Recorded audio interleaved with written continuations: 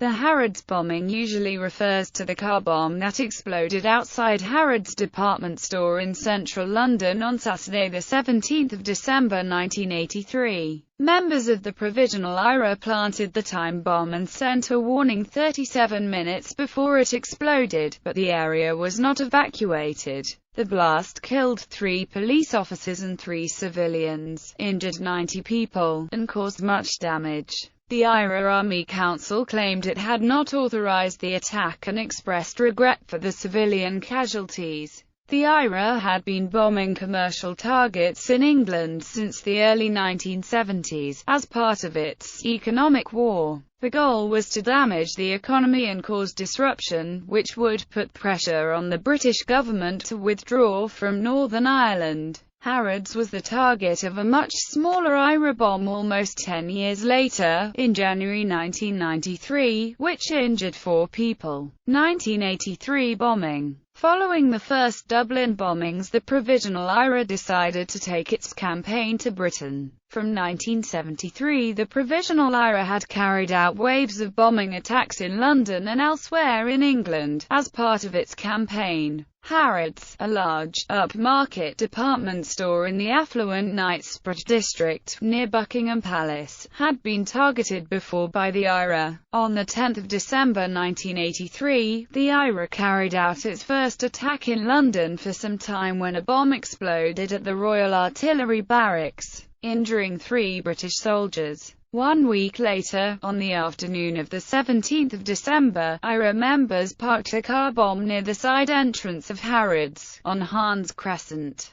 The bomb contained 25 to 30 pounds of explosives and was set to be detonated by a timer. It was left in a 1972 blue Austin 1300 GT 4-door saloon car with a black vinyl roof. Registration plate KFP 252K. At 12:44, a man using an IRA code word phoned the Central London branch of the Samaritans charity. The caller said there was a car bomb outside Harrods and another bomb inside Harrods, and gave the car's registration plate. However, according to police, he did not give any other description of the car. The bomb exploded at about 13:21, as 4 police officers in a car, an officer on foot and a police dog handler near the suspect vehicle. 6 people were killed and 90 others were injured, including 14 police officers. The blast damaged 24 cars and all 5 floors on the side of Harrods, sending a shower of glass down on the street. The police car absorbed much of the blast and this likely prevented further casualties.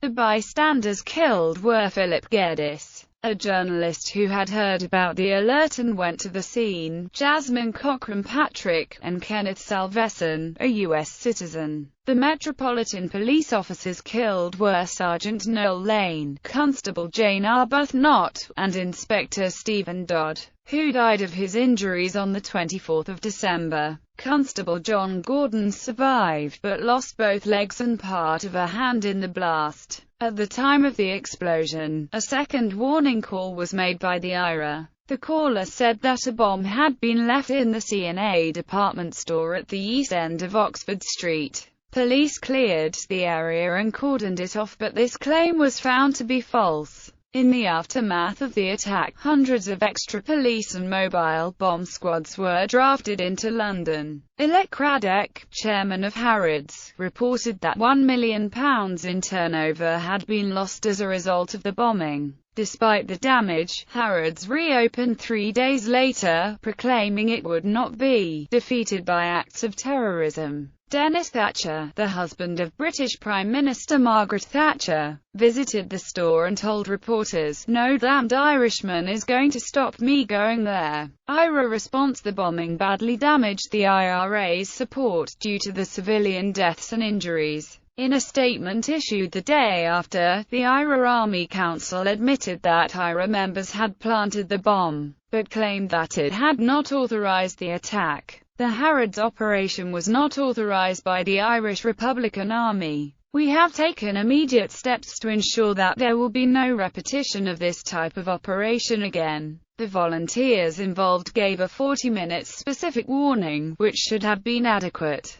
but due to the inefficiency or failure of the Metropolitan Police, who boasted of foreknowledge of IRA activity, this warning did not result in an evacuation. We regret the civilian casualties, even though our expression of sympathy will be dismissed. Finally, we remind the British government that as long as they maintain control of any part of Ireland, then the Irish Republican Army will continue to operate in Britain. Leon Britton, the Home Secretary, commented, "The nature of a terrorist organization is that those in it are not under disciplined control." In his book The Provisional IRA in England, author Gary McGladdery says the bombing illustrated one of the problems with the IRA's cell system, where units could become virtually autonomous from the rest of the organization and operate at their own discretion. The IRA had adopted the system in the late 1970s. Memorials. There is a memorial at the site of the blast. Yearly prizes in the honor of Philip Geddes are awarded to aspiring journalists attending the University of Oxford.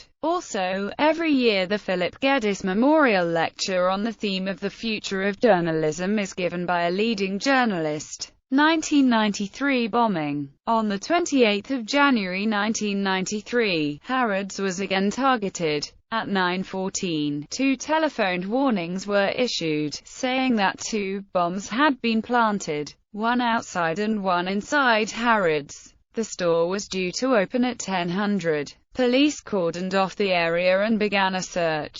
However, some bystanders ignored the police cordon. At about 9:40, a package containing 1 pound of Semtex exploded in a litter bin at the front of the store. It injured 4 people, and damaged the shop front. The cost of damage and lost sales was estimated at £1 million.